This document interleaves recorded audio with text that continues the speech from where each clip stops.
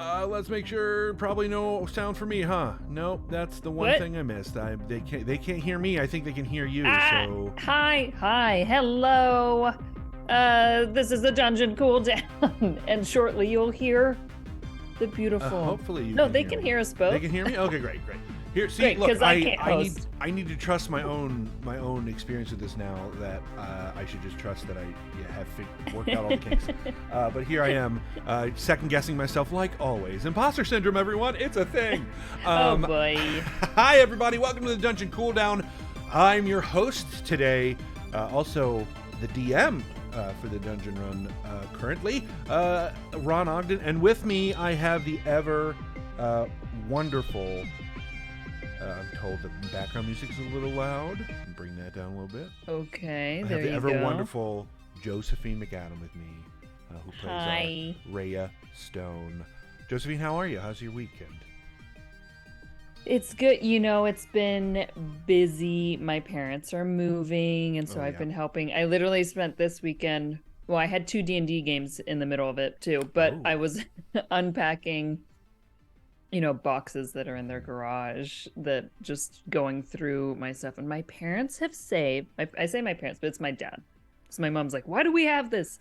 My dad has saved like every single, like all of my like school assignments and report cards from like preschool, from when I was like 3 years old in Switzerland, because I started school in international school when I was 3. And so it's just like, we have every single year. I was like, holy wow. Like it was a lot to go through. That's a lot. Like when I was little, my mother and I suffered from a house fire, and so I lost a lot of stuff from when I was little. So there's only like a couple of pictures that I have from when I was a baby, which are on my phone, because when I asked my mother for pictures for the lupus event that I did recently, she decided, like, I'm not going to send you pictures of me. I'm going to send you pictures of you, Ron. And I was like, Mom, I don't have lupus. You do. Yeah, like, I'm trying to... and so I finally did get some of her, but good. Yeah, it was nice. I was like, oh yeah, I don't have any of that. Like, so that's, I'm sure that's a lot. Like, that's so much. That's many years of things to go through. There's a lot of stuff, and just like, I just like save the stuff where it was like teachers giving, like their personal notes, because it's like, oh, that's like, their actual thoughts, which is really interesting. In preschool, which was in French and English, and the teacher wrote under like sort of the music creative area, they said, Josephine is our most active and enthusiastic participant in singing. She has memorized every single lyric and knows all the words to every song. But when she sings, it is in a complete monotone. This does not seem to bother her. I was just like, yeah, nothing has changed. I can't sing. But... yeah, you still can't sing. But I am still enthusiastic. Yeah. Hi, everyone. I got into talking with Josephine. I didn't even do the whole proper intro. No, not your fault. My fault. I'm the host here. This is the Dungeon Cooldown. We talk about a variety of things, as you can tell, about and sharing with our Patreon members, as well as all of you are here in time. So the Cooldown is brought to you by our Patreon members. So shows like this and future shows in the future shows will not be are only made possible by people like you. And if you're not a Patreon member and you're here, we would hope that you would consider joining us. There are plenty of perks out there for you, including this show, as well as some discount codes for merch at certain levels. So check that out at patreon.com/thedungeonrun. And maybe join us. You could even get your name read out at the end of the game in improv style if you join us at our higher tiers. So I'm also going to record a cast secret video very soon. Am I allowed to watch these? I assume I am. I feel like you I don't think I'm going to answer anything you don't know. Yeah, right. Well, here, look, I like to be respectful. I know that you guys have, we did with Jeff, and I'm sure when Jared and I were doing, there was one, but there's always a cast only sort of messaging group going around. So I want to be respectful. You all check with each other. Can we watch each other? So I want to do the same. I know I'm the DM and all that, but still, I want to make sure. Oh yeah, for the cast secrets, you are the only person. Right. I'm the only one you can share them with. That's true right now. Yeah, that's for sure. Speaking of which, Not a Crit Fail says, so many secrets with Rhea. You just love your secrets. And I'm like, well, when you're in the city of glass... Right? It's like secret apart. This show is brought to you in order to ask us questions about a variety of things. What we do on our weekends. Mostly a lot of what we do at the show or how we're thinking about the process and things that are going on during the show and that kind of stuff. Josephine and I were supposed to be on the show together a couple weeks ago, but I had to unfortunately step away for a last-minute thing. So we do have some questions from then, but if there's any more questions, we have some on the Patreon as well. I didn't see any in the Discord, but I could have been looking in the wrong place. But if you have any questions while we're here, please feel free to leave them in the chat, and we'll get to them as we can. So let's go ahead. We've got a bunch from Not a Crit Fail from a couple weeks ago. So let's just start with those. Okay. Yeah. So the first question's for you, Josephine. Was there anything new that came up for you within the character creation process while creating Rhea? Oh, I think we talked about this last time. Oh. I think we did answer this one, but I don't remember what I said. So no, there wasn't anything new. I'm like always very involved when I'm creating characters. I like to have them like fully fleshed out. So I don't think it was a new process for me, but I think it was just nice because although I like to do this process every time, sometimes I don't have the space or time to. Gotcha. Or the response from, GMs or whoever I'm working, because they don't have the time, depending on what kind of project it is that I'm working on, or if it's a one-shot, Right. So it's really nice to have gotten to fully delve in to the levels of intensity I get into with backstories. Yeah, and I want to comment on that. Like, I don't usually get a lot of that from other players and characters. I did from some, like very little, but not as in depth and as hungry for lore and information as you were. And I'm here for it. As I'm sure you can tell, glad. I was, for me, I would stop what I was doing, like, ooh, yeah, this is what I'm into. Let's do this.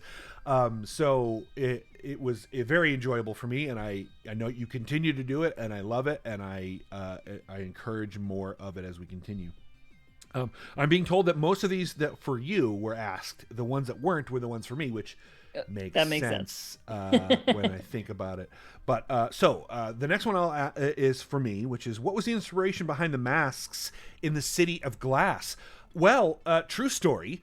I'm a lot of the City of Mask, the City of Glass stuff came from Jared.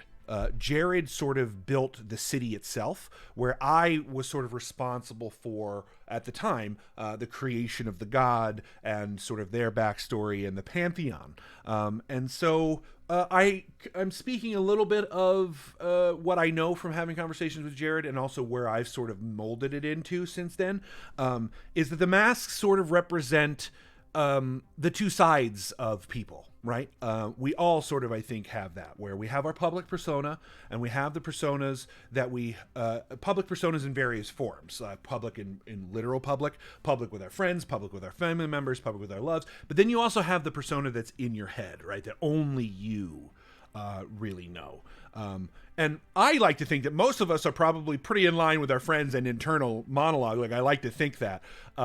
I've experienced plenty of people in my life where that is just not the case. So that's sort of where it comes from for me, is this aspect of a god that you have that's two-faced, and masks just play well into that thematic element.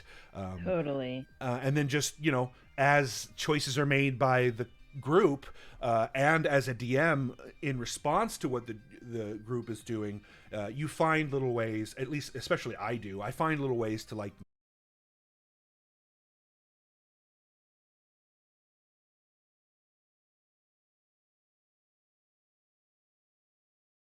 that Morgan or Val's character can see while wearing his mask was a decision sort of in the moment to sort of rely back to and give meaning to the chosen of Luminath and chosen of Umbrith.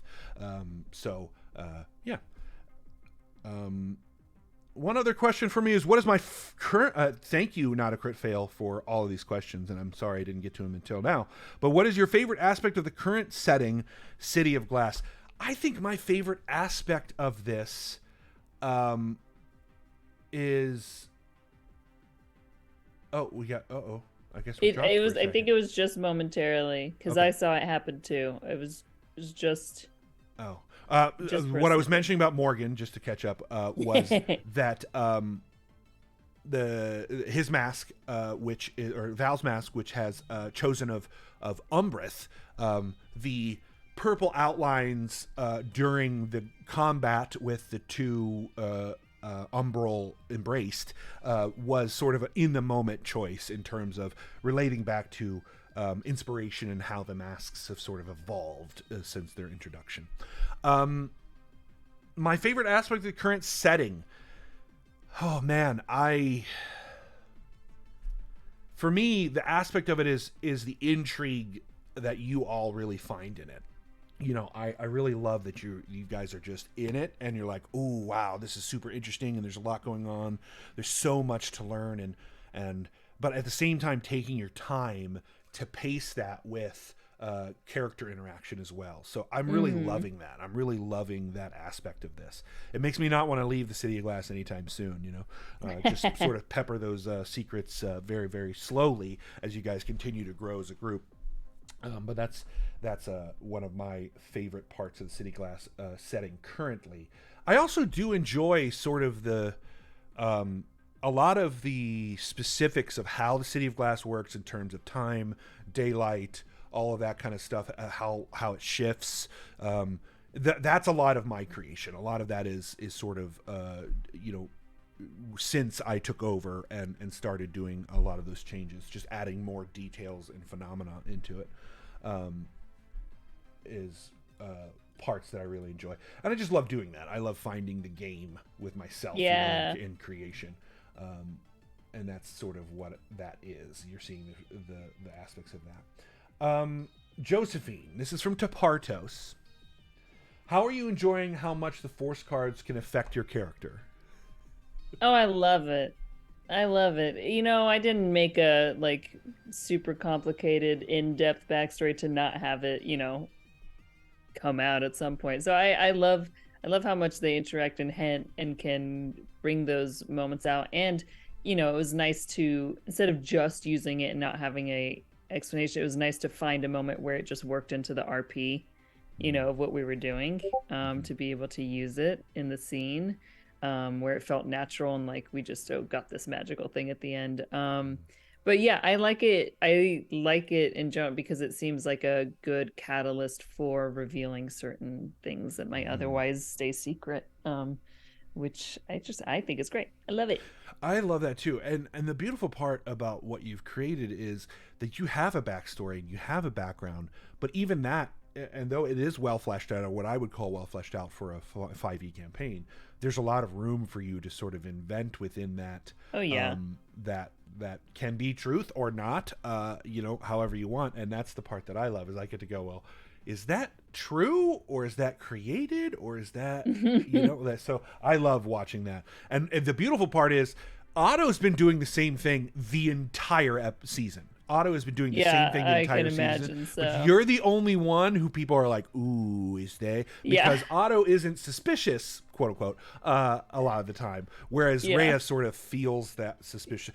And I think that more comes from the fact that you were here already, in the City of Glass itself is sort of suspicious. Yeah. When she plays coy, she's like playful by nature, so. Yeah. Seraphy Fail, I apologize. I thought I quit Discord before I started the show, so that was actually mine. My apologies for triggering your Discord look. All right, we have one. Not a Crit Fail, Josephine wants to say, who's Rhea trying to get back to? So indeed. Tapartos also asked me what part of creating. Oh, this is a little different. This is slightly a little different. What part of creating the City of Glass has been my favorite so far? Absolutely, the NPCs within it has been my most has been my funnest, my favorite part of in the creation of City of Glass, because you create at least we created the setting. I sort of filled it out because I knew you guys were going to be running into it a lot more, and I got to create political intrigue and all this other stuff. So for me, it was a lot of like, well, who inhabits this place then? The governors, the governors were not a thing. Before I took over. So part of that, my creating and taking over, was inventing the governors and sort of how the city functions. And so beyond that, it's like, well, then who serves the governors? If the governors have this much power, right? Because it's truly just power. Then who serves them, and how do they fit in the power structure? What are what other methods are included that can be used to sort of sway power structure?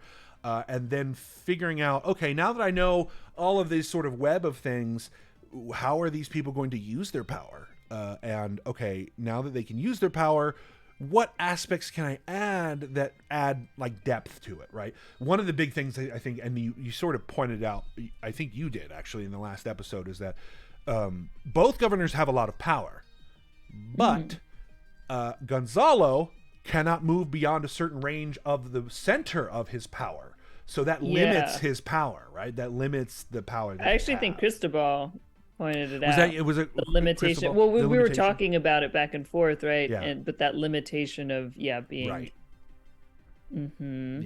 Yeah. That limitation of location was designed that way to identify that Gonzalo's sort of crippled in his ability to use power. So there isn't really a balance, though there on the surface seems to be one. There really isn't one. And so then that gives that's sort of driven so that you have some sort of forward momentum in finding Gonzalo's coffin and making changes there. That was kind of the game design behind that, or at least the thought process. It doesn't always work out the way you design it, that's for sure. Right. And that's happened a few times already, so love it. All right, let's see. Another question from Not a Crit Fail for me. Was there anything player choice-wise that surprised/delighted you during the one-on-one interactions between the masks and the characters? Yeah, the masks and the characters. Well, one of them was, I had totally intended to have no interaction with you, Josephine, or with Adam, since you guys already had your masks. Right. But then I was sort of like, but I still want to do that because you were new to the show, and I wanted to make sure that you had some interaction there too, and it would just play. I thought in the moment, I was like, oh, this will play interestingly as well. Yeah. And I knew that I wanted to have some interaction between you and the person. Well, I guess we can name it's just you and me. Morgan, are you still here? Morgan's still here. So I won't say it out loud, but the interaction with the individual. Well, I guess you told. Well, he was at the he was at the table. He was at the table. That's true. That's true. No, you don't need to leave, Morgan. I'm just trying to remember. I'm trying to be. There's so many things that. I think he knows because he was at the table. He was at the table. That's right. So that interaction just seemed like super interesting. I knew I wanted to have some sort of interaction with that individual and you, since we had talked about it a little bit. But it totally surprised me too, because I was just like sitting back watching everyone's mask interactions, which is great because that's probably exactly how it happens to Rhea, where it's just like, oh man, you're here, okay. I think my interaction with Val was delightful. Nothing surprised me there because I kind of knew that Val's sort of like a skeptical party member and was going to be that way. For me, it was Otto. I mean, Otto interaction with the mask was super, it's exciting, and sort of the precipice or the creation of the gauntlet concept there was really good too. So that was one of my delightful and surprised interactions during the mask sequence. From Not a Quit Trail for you, Josephine. What did Rhea think about the great lengths that Otto went to with the blood oath and such before sharing their secret? Was she expecting something like that from him? Well, here, I'll answer the second part first. Yeah. Rhea is very insightful, actually.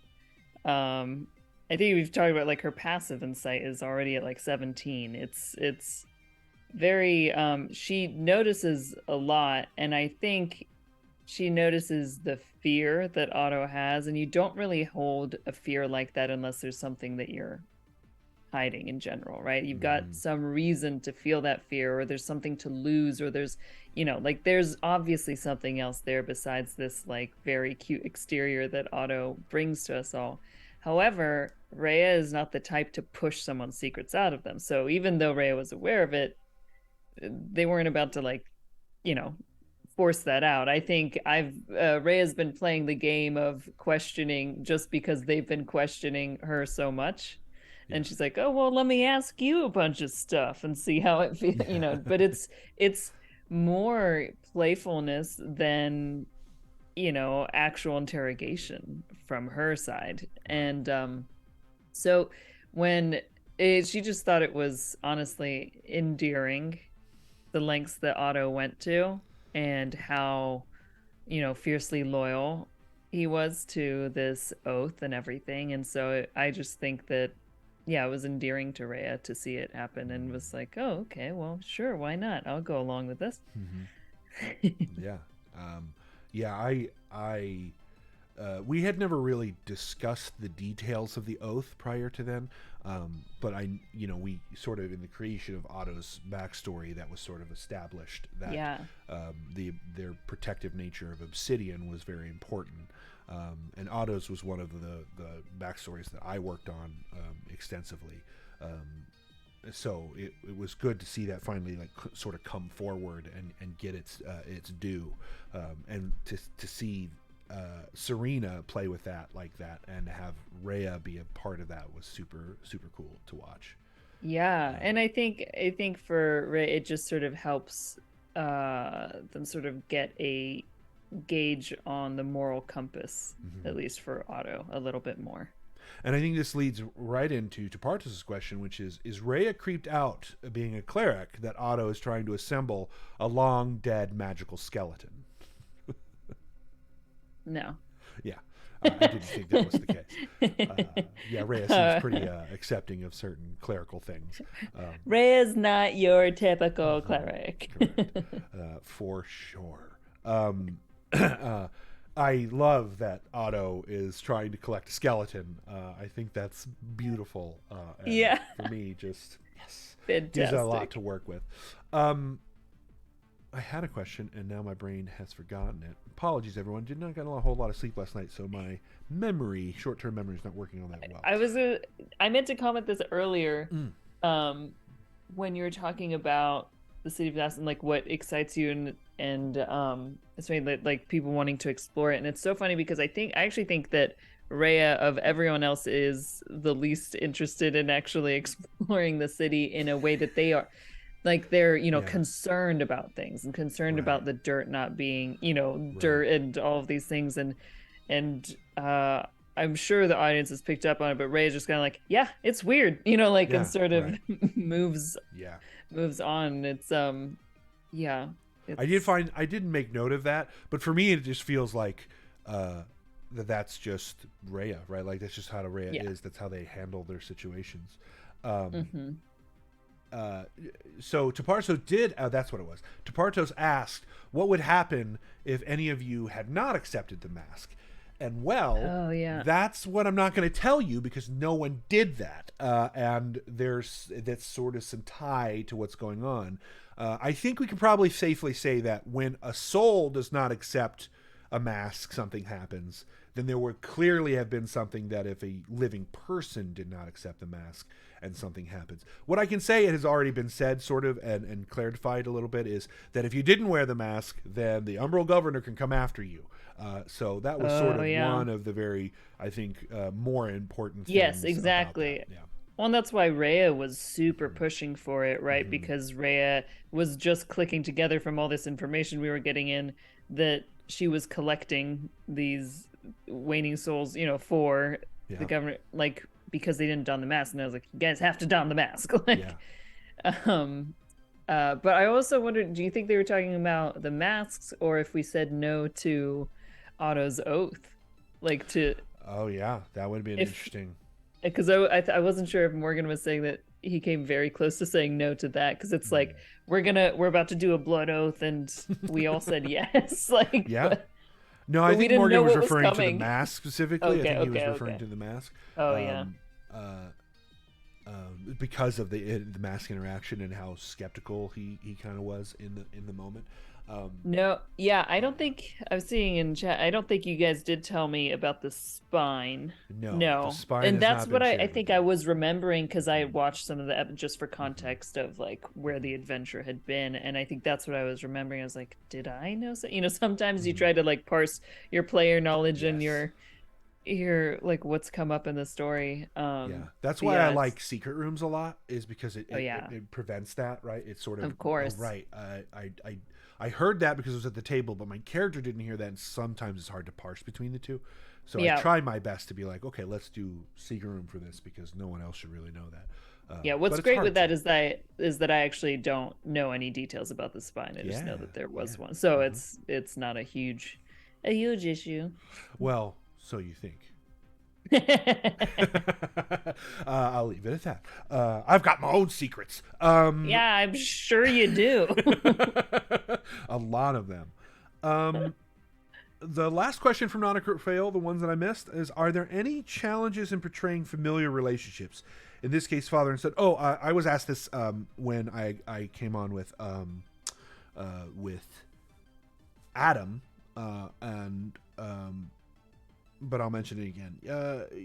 Specifically with Adam playing a familiar relationship, the difficulties sort of melt away when you have such a good relationship with the person that you're playing opposite of, right? Like Adam and I have been friends for a little while, even before he came onto the show. So, and had role played with him before in different ways. So, switching to sort of this familiar relationship was super interesting. And I think the biggest hurdle for me was the accent. I wanted to do it justice for Cristobal, but I think that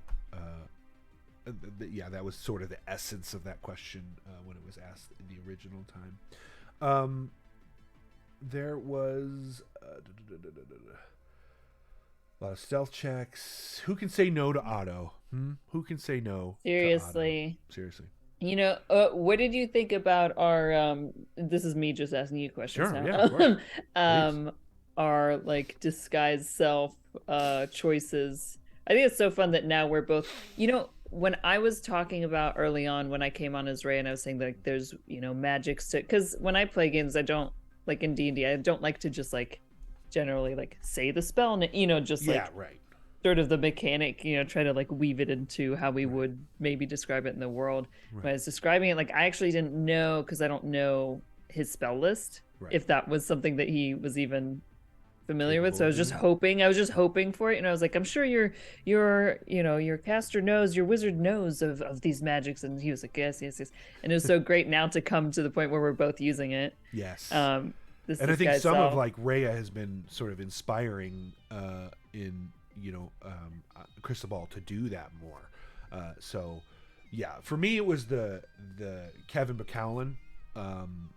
Perfect. I love that we have a very lore serious show, and then when it comes to Allen's, we have a couple of plays that are just one-to-ones to real life things, and I love this. I do love it. It's it makes me giggle, and it gives me that time to sort of like, okay, I can relax here. I don't have to be so tracking everything, and it really gives us some time to play. So I appreciate that aspect of it a lot. So one, it's a nice balance too, because when you have these moments of levity, then when something hits, it's like it makes it that much heavier. I feel like it really pronounces it. And I was really just so y'all know the kind of player I am, chat, is that I picked a character, an NPC that exists solely with the hope that we would run into him. Have this scenario where we're like, oh no. I love making choices that are going to be a problem for me down the line. That's like my status quo. Not a Crit Fail has another question. Now that it's come out in game that the Umbral Governor asked Rhea to kill Cristobal, how did it feel when you realized the governor didn't know that Cristobal was part of the crew that was in the City of Glass? And did you believe that he actually didn't know that? Oh man. Okay, let's see. What are you...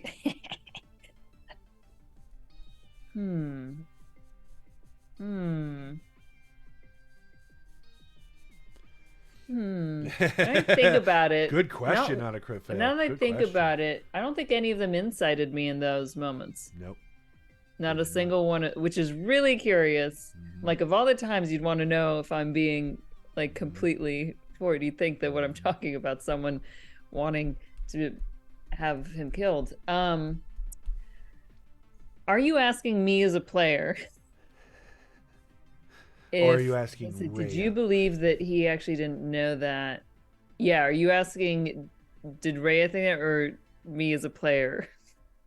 Because I don't know, because I don't, as a player, I don't know what's going on with the NPCs, right? Like the internal stuff. So, depending on, like, did Rhea did think he knew that in her mind, just because he's been able to keep an eye on so much. He pops up so mysteriously for her that it's like, well, of course. But it also does seem, I can say that, and you've identified, there seems to be some gaps in his knowledge, right? There does seem to be some gaps in his knowledge. Well, I think that was such a huge, like, having that conversation was a big eye opener for Rhea of like, oh, I could maybe get away with a bit more than I've been trying to, which is what that introduced to me. In that moment, I was like, oh, you didn't know? I feel really bad for letting it slip. However, now I'm really going to push this envelope of how far. Great. But yeah, who knows what could happen with those requests. And I think, no one knows what Rhea's end game truly is, or where their own moral does Rhea compass know what their true end game is? Like, that's a question. Does Rhea know? Who could say? Best answer. Who can say? I love that you're so good with secrets, Josephine. I love that. It's so good. It's so funny because I have to let it out in some way, right? So like, thank God Ron knows my secrets, but I also like our tech director. I was like, I have to tell you. Yeah. Because like I have to tell someone so that I don't. Yeah. So that I can just like contain it. Yeah, Sean actually talked to me after, I think it was probably the third or fourth episode, after you talked to him a little bit about your secrets, and when he was like, dude, people are going to want to watch this now multiple times. And I'm like, yep. Hey. They are, because they're going to catch things every time that they watch it, because of the layered stuff that you and I have worked on and put in there. And I can't wait for that. Yeah. I want there to be repeated. People be like, oh, that time what we thought was totally innocuous. Oh my God, it wasn't. And who am I? I love that stuff in stories that I realize. I love it when that happens to me. So of course, I want that to be the case in our own secret section here.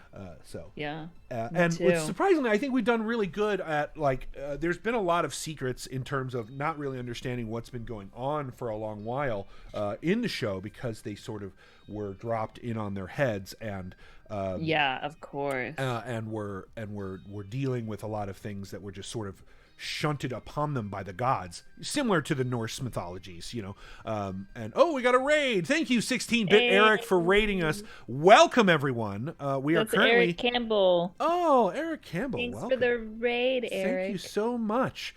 We are discussing Adriosa. Hello. We are discussing a little bit of what's been going on in the dungeon run since Josephine has joined us here in our latest section called the City of Glass. So we were just talking about, since you've come on, though you have so many secrets, Josephine, and the City of Glass has so many secrets, there's been a lot of information that's been coming out during this about the other stuff that's happened before you even got here. And I think you're starting to see that a little bit with the rest of the crew starting to really, okay, this is what we've got to do. Here, what we are. This is who we are. With even Val saying, like, at first I wasn't on board with any of this, but now I'm really starting to like I'm still, I'm starting to realize that maybe we do have the power. Maybe we are the ones that need to make changes. And I love that as a GM, as an audience member. I love when that happens, because that's really when the story starts to really get super interesting. It's cool to see like fish out of water, not know really what's going on, but that only lasts so much, right? Like you gotta start giving some information before it starts to be like, okay, is this Lost again? Are we on Lost again? For sure. That's what, even with so many secrets, like, and it's like I drop hints constantly, really. But I think that our group of players is so respectful to each other, where they're like, well, I don't want to just like reveal something for, or like totally guess right. And I told them, I was like, I feel like every Wednesday I reassure them, like, hey, if you see something, pull at it. I guarantee you there's so many layers and secrets. We won't run out anytime soon. No, and what I love is there's even like, yes, I agree, because there's like you've already pulled onto some of the secrets, and I'm like, that's just the first layer. You haven't even gotten to the other layers yet. Yeah. So for me it's a lot of fun to do that kind of stuff. So for those of you who are joining us, I know some of you probably do watch, some maybe you don't, but if you do, we are taking questions as we discuss today, so feel free to drop them here in the chat if you so wish. They can even be, what's your favorite peanut butter?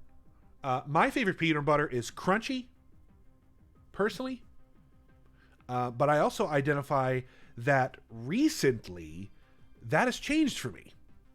I'm telling by your face now that this was probably a thing I shouldn't have meant to say. God damn it, Rufty! It's just like my resident friendly troll in my community. I just hate peanut butter. You hate peanut butter?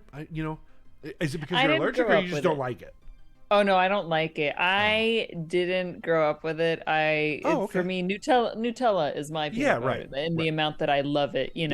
And no one in my family likes peanut butter. It's very much just like, we did not grow up with it, and it's strange to me. And you know how I was a kid that was like eating tuna fish and mayo sandwiches, and everyone thought that was stinky and gross. Yeah. I cannot stand the smell of peanut butter. Really? Like, I really don't like peanut butter. Well, you and I share this experience. I grew up with Nutella. Because I lived overseas until I was 12. Yes. And so for me, Nutella was the thing, right? Like, it still is. So good. Yes. Oh my gosh, so good. But when I got to the States, the first place I lived was Georgia. And like, Georgia is the place for peanut butter. Really? For really a lot of nut butters, to be honest. Pecan butter, all the nut butters. But peanut butter was one that was like super cheap to get there.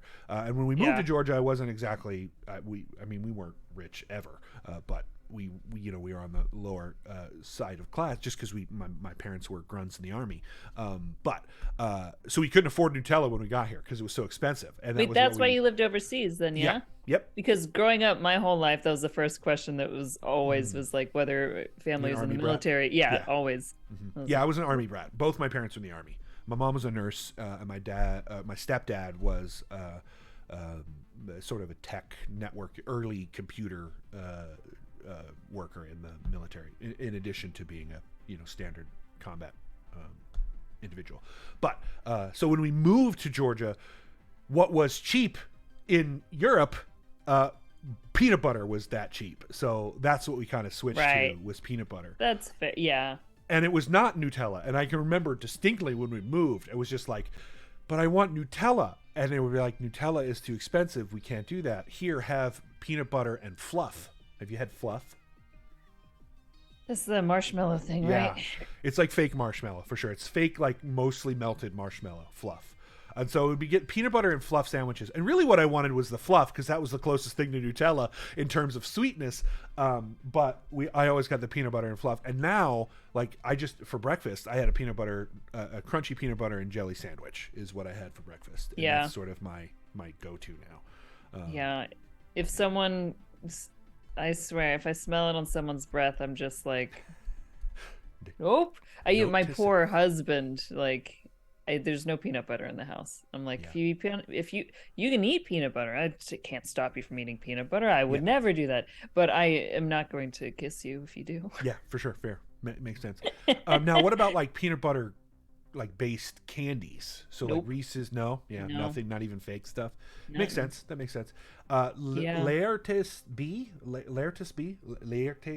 If I'm mispronouncing that, I'm sorry. They have, once you have homemade marshmallows, nothing is the same. So here's the thing: if a marshmallow isn't melted, I cannot stand it. It makes me gag. No, what? Yep. Like if a marshmallow, s'mores? like no s'mores, because those are melted marshmallow. I can handle it. But if they are not melted, if they are like full, not melted, non-melted, I can't. It makes me gag. Yeah, it's like I mean, one of they're the few foods strange. Yeah, it's I'll strange. be honest. I try not to. What I learned is if you put them in the microwave with a little bit of butter and you mix it around, oh my God, that's fluff. That's essentially fluff. I mean, there's more sugar in fluff, but still, that is what I put on when I really want something. But then those are also sticky and very messy, so it's, Yeah. Just I know I got weird stuff, guys. I got weird stuff. I'm sorry. No, it's not that weird. I mean, the marshmallow is far superior roasted over a fire. Oh, for sure. There's of course. No argument there. I would say that's true of most foods you cook. Yeah, just roasted over a fire. Just roasted over a fire, it just tastes better. Now, if that's just because we have caveman DNA, I don't know. But for me, like, smoked meats are better than non-smoked meat. And I'm sure, I know you're vegetarian, so. No, but even roasted I'm not I thought vegetarian. You were. Are you not? No, I just tend to order a lot of I got it. veggie-based thing. I just have a weird stomach. No, I'm French, so it'd be a very difficult.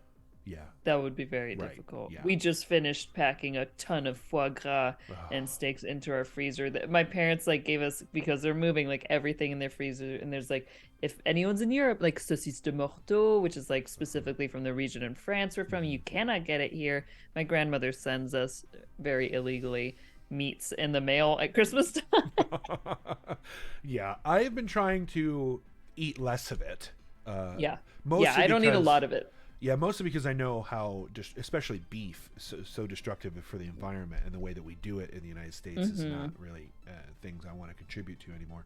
You can only hear so many and learn so many things before you're like, am I part of the problem? I'm part of the problem. Yeah. They're also, red meat is not great for you. Delicious, but also pretty good at destroying your body too. Yep.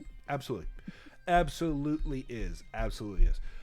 Bacon, however, is something I love too much, probably. Oh, it's so good. It's so good. And it's good on too. Everything and in everything. I don't think there's one thing you can have it in: sweet, salty, hot, spicy. It's crazy how good it is in all things. It's crazy to me that's that. Like when I had a bacon milkshake for the first time, I had a bacon and foie gras milkshake in Atlanta, Georgia. There is a fancy restaurant that makes it. Insane. It is insane. It was the best milkshake I've had in my entire life. Just a pure fat milkshake. Just pure fat milkshake. It was. You can only have one. It's like eating at Varsity. If you know the South, it's like eating at Varsity. You can only really do it once. Varsity is Tommy's, if you've ever been to Tommy's here in LA. It's very similar. I gotta say that's burgers? Maybe the most American thing I've ever heard of. Yes. Is this milkshake? Yes, probably. Oh man, I get Also, the donut burger. Have you ever had a donut burger? No, look. Again, I am French at my core, and I don't want to go down this this road of how I feel about so much food in America. But oh man, I know. Literally two Krispy Kreme donuts as the buns, double cheeseburger, full double bacon. I couldn't eat that. I can't do sweet savory like that. That really, for me, they need to be separated. They need to be separate. Yeah. I've tried these things. They're not my favorites. It's just interesting things that. I grew up in outside of the United States, so coming here and seeing all this stuff is still kind of like, now I'm here and part of it. it's still sort of strange to me, but I'm interested in experiences. But it is like, so like those flavor profiles are so quintessentially American. I mean, because when it comes down to the basics of like breakfast, the idea of having syrup touching all of the bacon, eggs, all of my savory, I'm like, what is happening? When McDonald's came out with the what do they call them? The syrup in the bun. Things from morning. What are they called? McGriddles. When they came out with the griddles, I was like, we are done as a species. We are done. The McGriddle. We are done as a species. McDonald's was like, you know what? Those hot breakfasts? Nah, too much, man. We're just going to inject the syrup right into the pancake and make it a bun. Yeah. And the other, okay, if I'm going to go on a rant about U.S. cuisine just for one more moment. Please. The other this is the kind of stuff we get on the Cooldown. Not just roleplay stuff. We talk about weird things like this because it's a fun thing to interact with. My pretentious food. The thing is, they also will take. This is what the milkshake made me think. Is they'll take like whatever like food that is like, oh, this is nice food from elsewhere. Let me take it and let me just stack a bunch of other shit on it so you can't taste it ever again. And it doesn't matter what that original flavor was because we just put a steak on it. We just put I'm like, what happened to enjoying the flavor? That's literally any international cuisine, right? What we call Chinese food in this country is nothing like Chinese food. Unless you go to a specific restaurant owned, like in the area that I live in, there, you know, I can go to a dim sum place and that is legit. Like, it's legit. And we're lucky in LA. We're lucky in LA to have that, right? But I didn't have that prior to moving to LA. So, you know, in the South, it's very much like, oh, we're going to put bacon fat on everything. And in fact, we're going to make an entire separate section of bacon that isn't bacon, that is just the fat. It's none of the meat. It's just the fat, and call it fatback or cracklins, and you'll have a great time. You know, on fatback, you just too much and you get oh man, it's insane to me, the stuff that I've learned. No, I mean, but that sounds good. I mean, fat is for sure. Great. Fat's great. Yeah. Lard is a wonderful thing. You get a lot of things out of life because of lard. Not for your arteries, but everything else. Yeah. For your soul. But for your soul and for your taste buds. Yeah. Speaking, and you know, it's not fat that's bad for your arteries. It's the cholesterol that's in fat that's bad for your arteries. But you know, you can't really get fat without cholesterol. So, speaking of role playing, is there a character that Rhea wishes she could interact with more, PC or NPC? Yeah, Coco. Yes. Oh, Coco. How we miss our beloved Coco. Which she will. Let me tell you. She will. I cannot wait until she returns because I know there's so much interaction. That we sort of got a taste of it with the worm, and then it was done, and I was like, oh no, I cannot wait. And then they told me so many random facts about Coco while she's been gone too, because I was asking them, and yeah. And you saw how quick the group was to I know, defend, yeah, like that was cool to see. It was funny because two things happened that have been conveyed by their behavior in that moment. Is that one, I saw how gullible they are. Like they've just like immediately, like they admitted in the same sentence that they don't actually know that much about her time before, you know, and that it is still new, but that they were going to defend it anyway. But also they told me a bunch of random details about her. So I was like, wow, are they loose-lipped or are they just really trusting? Like, what is happening? You know, and like me trying to like parse like how much I can trust them with, because they just were out with it. What I love about it and sort of mirroring things is Coco has a lot of secrets too. Oh, I'm sure. Yeah, there's a lot. Now, the difference is Rhea knows her own secrets. Coco has a lot of secrets, but that's because Coco doesn't know her own secrets. Knows her own secrets, yeah. And so I love that sort of, I can't wait for that to start to really show itself, because, especially in the interactions within Rhea, because it's really going to spark I think yeah. for Coco some stuff that we can really start to play into and to really discover, and I can't wait for that.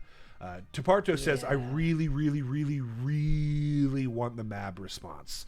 And I also want the Mab response. And I'm not going to give anything away, but you should be keeping a lookout for things in the future, because there just might be some stuff down the road relating to that. That's all I'm going to give you on that one. Rhea has a vibe with everyone. Rhea, yeah. I will vibe with anyone. Yeah, yep. Does that tell you more or less about her? I don't know.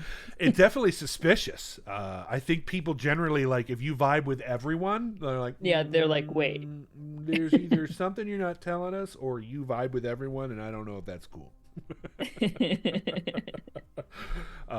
But yeah, you guys have really, and the part that I'm really excited about to see how Coco responds is the blood oath. And even Otto is starting to mention it already. I think Otto already sort of feels a little upset, or a little like worried that Coco might be upset because Rhea has now been blood oathed to this group and Coco has not, and it's going to be interesting to see that. It's interesting. Yeah.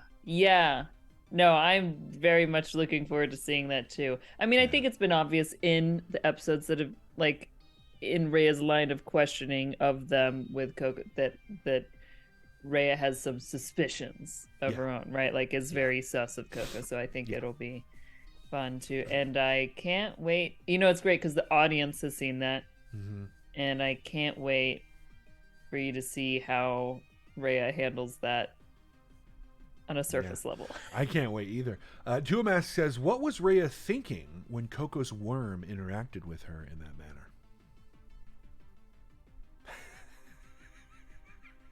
Your face tells me everything I need to know. Let's see.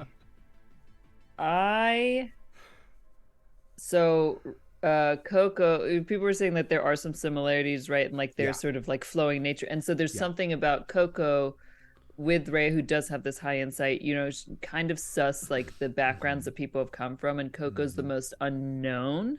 And so the idea behind asking for that was actually to try and get information from Coco, like not knowing what the worms are, trying to get more of a beat on Coco, who's carrying these things around and seems to care about them, because Coco doesn't really, you know, Coco's an open book, but Coco doesn't really seem to know what's happening. And so it was just Rhea trying to get information, and I think that was just a shock for reasons later to be discussed. A Pantaloni, again, still such a great name. Is Rhea the big bad of the campaign? I can tell you that anything could happen. Anything can happen. Oh, so Rupti, I guess, took it to heart that they are a bit of a troll. So not a legit question, not about peanut butter. How do you handle remembering things between session? Everything that happened, everything your character knows, everything you know that your character doesn't, because writing everything down is a lot of effort, and memory for many people is doo-doo. So how do you do that? I do go off of my notes. I updated your notes? No, I haven't updated those ones. Yes, thank you for that reminder. Yep. But in game, you know, I try to take thorough notes, which is hard because sometimes I'm trying to really be in a scene, and so there will be moments as soon as I'm out of a scene where I'm trying to like go backwards and sort of recap for myself what happened, or at the end of a session. But then what I do is usually the night before, so on Tuesday nights, I sit down with those notes and I make very vague plans of like where my head was at, like where was Rhea's head at when we left last episode, and so that I can know where my head is at when we start, and if there was anything that I was trying to pursue, you know, like with a certain character. Usually I'll write down each other PC's name, and if there was anything in particular I needed from them, or it's just a vague sort of like bullet point. That way I have a direction to remember. And then if there's any like big major plot point, like I've numbered all my pages, so there's certain things where it's like I'll put like reference, you know, if I need the party's mask descriptions. I guess it like page so and so, and like, and so I can flip back and see those things, and like, you know, my backstory details on this page, so that I can, you know, because I can't. That is the problem. Look, we all know that Rhea's got some secrets, right? Yeah. But there's the thing of like, sometimes Josephine doesn't remember things, and so sometimes things look suspicious that aren't suspicious because I'm trying to remember something. And so, but it's fine because it works perfectly for Rhea either way. Right. Yeah, it really suspicious. does. Yeah, the way you've built Rhea, it absolutely does make the case for sure. One of the things, you know, Morgan says having our show on the internet makes him an excellent note taker. I do what you do is, in fact, I do it like the day of our show. I watch the episode previously, and sometimes even more than one, just so that I'm, you know, okay, try to carry over that feeling from one episode to another. But it also, and note for all of you DMs out there, if you're not doing it, I highly recommend now that you record your sessions, whether by vocals or by video if you can. Even if it's just you, even if you're just recording yourself, because I have become a better DM. I know for a fact I've become a better DM because I can watch the choices made at the table and listen to what happened. It helps me sort of create through lines between sessions because, you know, no time has passed, and we have experienced this a lot, is like we don't know how, you know, generally speaking, it's hard to remember how much time has passed in game as opposed to out of game because we experience time in a different way than they do. Which it's happens wild with every D&D game I've ever played ever. So, you know, it's like, oh, we've been at this for years. It's like, no, it's only been like a month, guys. Like, you know. I have I've got one game going where for the first time out of the, you know, like honestly, this like so many games that I've played where for the first time I know exactly what day it is because it's a home game, so it's not like a but like my character has a like slod egg inside them, and it's going to hatch and kill them in like 60 days. So I'm very aware, like it's day 4 of 60 every single, and I've never had that in a game. But there are two things in D&D that will make you keep there are two things in D&D that make you keep track: slot egg and mind flayer worm. Those are the two things that make you like, okay, it is 10 p.m. On day 2. And no, we did not long rest. I know for a fact we did not because I don't want to die.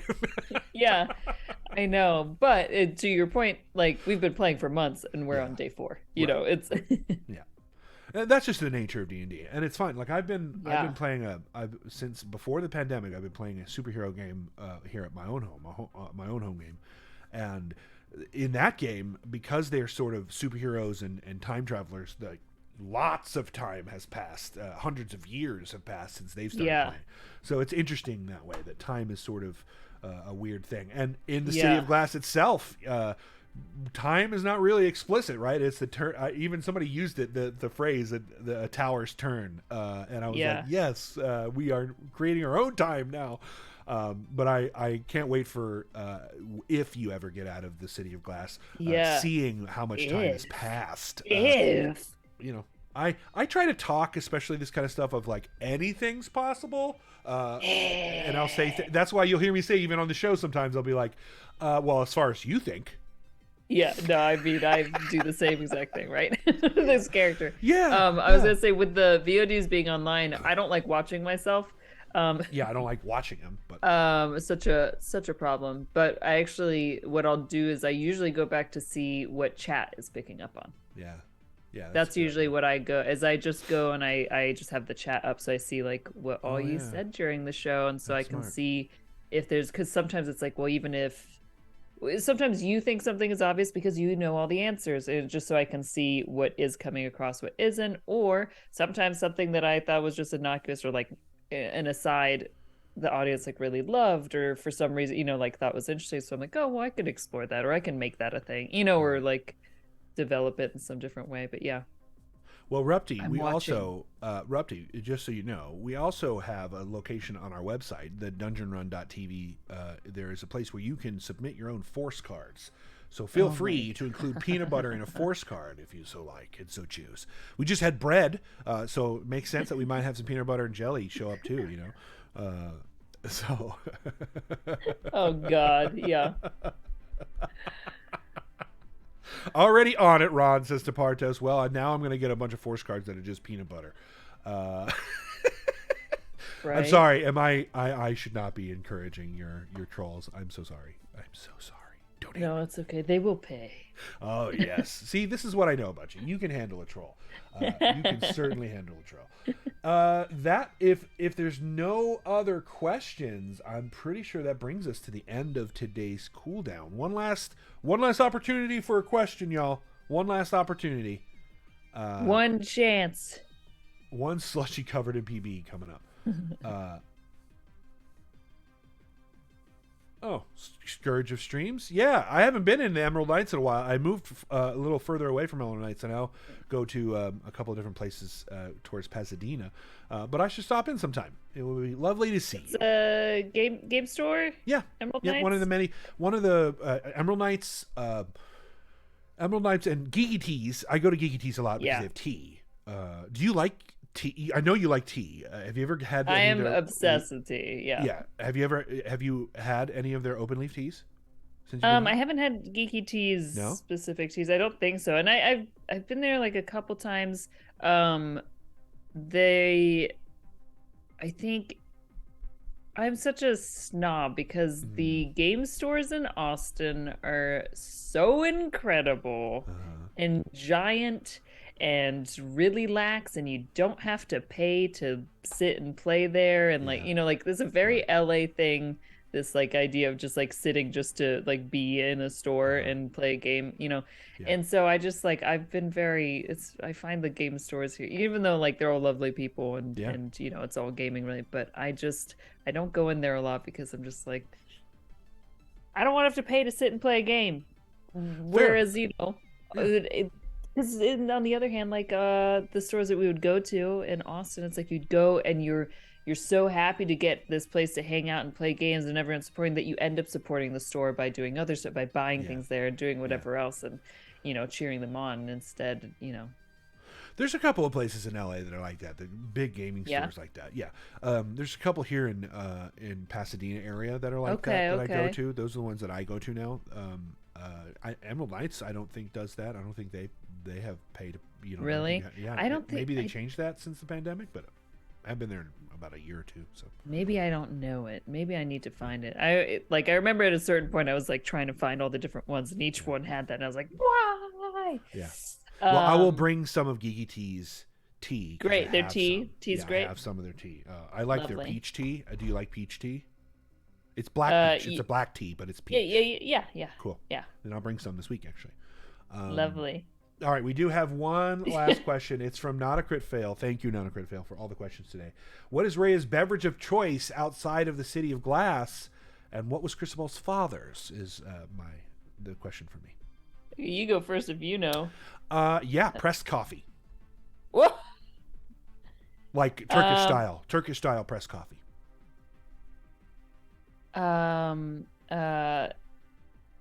For Rhea, it's some like alcoholic fruit beverage, like some like sweet elixir. Don't say Pepsi. No, not Pepsi. Have you had? I don't know if I know this. Are you a Pepsi or a Coke fan? Neither. I don't drink sodas. Smart. Like I said, my whole body is like a whole problem. Yeah. So even though I may like certain things, like I can't have fizzy anything without having heartburn immediately. Yeah, that makes sense. Morgan says fizzy cherry strawberry cordial. Oh yeah, that's a good one. That's probably what Rhea would be into. Yeah, right. Yeah, absolutely. Outside the City of Glass. Well, Josephine, it's always a pleasure to have a conversation with you. You are a delight every time that we have Likewise. And I appreciate your existence, and I appreciate you joining us in this show, and our budding friendship. I also very much appreciate. Yeah. So, I will see you on Wednesday. See you Wednesday. Keep a lookout. I hear there's a cast secret coming down the line from a special someone. And we will be back on Wednesday night at 6 p.m. here on twitch.tv/The Dungeon Run. Come see what happens next. We didn't even really get to talk about it, but your pretending to be other people is going to be a little bit of comeuppance coming. Wait. Huh? I also feel like Ash, your dad, the cast secrets, like it's big. Like I'm going to answer so much about Rhea. All these things that I was like, well, I can't answer that. Cast secrets are going to have a lot in there. Oh, you guys heard it. Like, there's going to be some secret bomb drops in this cast secret. She is taking it to heart here. So make sure you check that out. One of the best ways to do that is to join our Patreon, which you can do that on the Dungeon Run, the patreon.com/the Dungeon Run.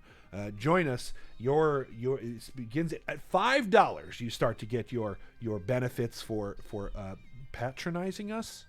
Yes. And I'm going to try and tier it out so it's like little secret in case you don't want to know, right? Like the little secrets first, the big secrets, and here's a big answer. Anyway. Patronizing, I guess. Yeah, come patronize us. Come please patronize us. We very much enjoy it. So if you want to learn some secrets and be one of the few that knows them, there's a way for you to do that. Otherwise, thank you for all of your donations here on the stream, your subscriptions, just your time. Thank you for bringing your body and your mind to this location today. We could not do any of this without all of you. I, for one, thank you with my whole heart. And if you haven't met me, I got a big one. Both physically and emotionally speaking. So thank you, everyone. We will see you Wednesday night. Keep a lookout. If you have not joined our official Discord, you should do that as well. We have a lot of reveals there of future content. We should be making some announcements soon on a couple of things that we've been working very hard on. So make sure you keep an eye out. And until next time, folks, as always, here on the Dungeon Run, humankind, be both. Stick around. I am going to pass on the goodwill, and we will drop in on one of my favorite individuals, Mr. Xanderific. And make sure you guys stick around and give them love from all of us to all of him and them. I will talk to you guys soon. Have a wonderful Monday and a great week. See you on Wednesday.